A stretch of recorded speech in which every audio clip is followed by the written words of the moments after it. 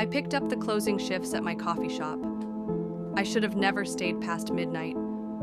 I asked for extra hours because I've been saving to move out of state. My lease ends in 3 months, and I've been desperate to escape this town. You know how small towns are. Once something bad happens, everyone talks about it for a week, then just pretends it never happened.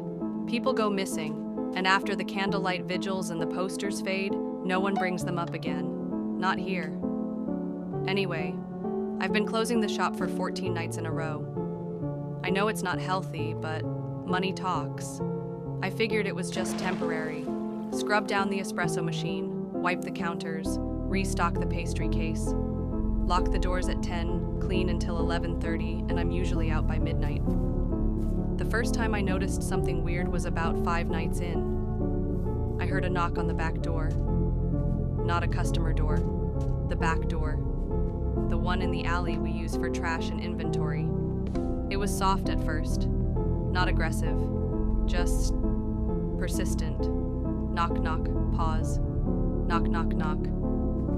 I thought maybe it was one of the local homeless guys. We have a few who wander that stretch of downtown. I even left some muffins and a warm cup out there once. But when I looked through the peephole, no one was there. I opened it anyway. Nothing but the usual stack of empty milk crates and the overpowering stench of old coffee grounds. No wind, no cars passing, just stillness. I shrugged it off. I do that a lot, tell myself I imagined things. I've always had a vivid imagination, and being tired doesn't help. But then it kept happening. Every night, knock, knock, knock, scratch. Yes, scratching. I started locking the back door as soon as we closed, keeping the lights dim so the front didn't look too open. Still, around 10:45 or so, the noises would start. I'd turn the music up to drown them out. One night, about 10 days in, I found something tucked under the door.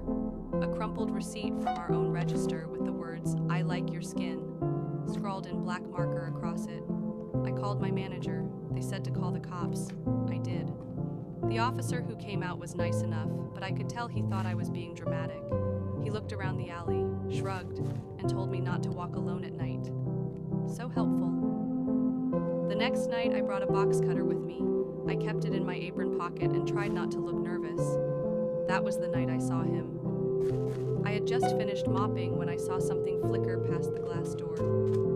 I thought it was a reflection at first, but it stopped, paused, then backed up